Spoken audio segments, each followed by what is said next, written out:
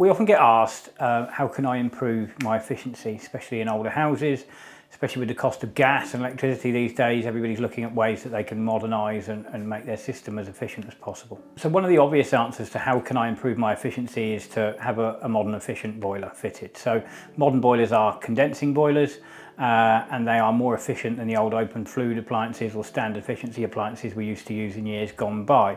However, simply modernising your boiler, fitting a more efficient appliance, you're not going to fully see the benefit of that unless we look at the system as a whole. So a modern condensing boiler is more efficient because it condenses. It condenses between a range of 35 and 55 degrees.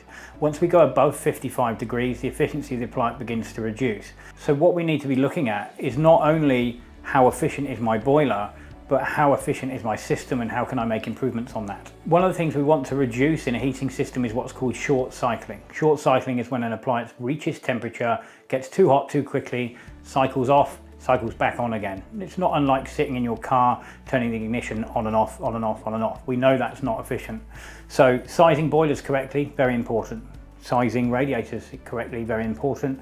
And keeping a system clean is really, really important, because if your system's dirty, then your circulation is likely to be reduced. Therefore, the boiler is trying to move heat around a system that it simply can't dissipate into. So making sure your system is clean and running correctly is really important. Another way we can improve efficiency is by increasing our levels of control. If we look at a house from 1980, we might have a standard efficiency boiler, or maybe that's now been upgraded, who knows.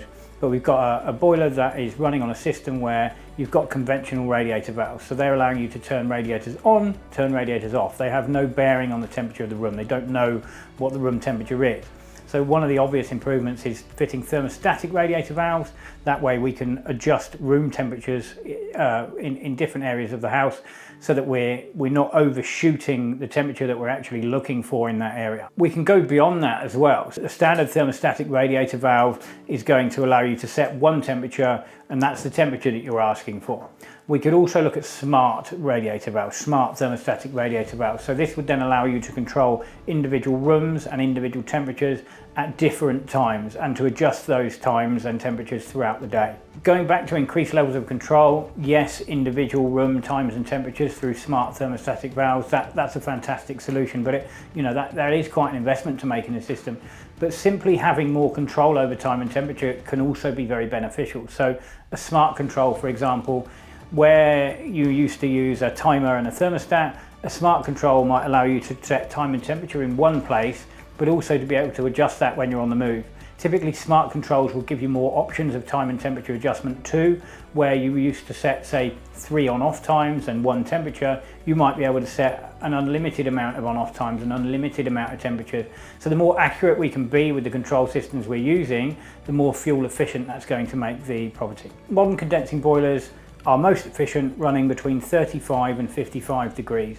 So what can we do to try and make them do that? Well, the reality of it is this: we're taking a modern condensing boiler and we're fitting it to systems that were designed in the 60s, 70s, 80s and maybe 90s, that were designed for flow temperatures at maybe 80 and 70, flow and return 80, 70, maybe they were designed at 70, 60.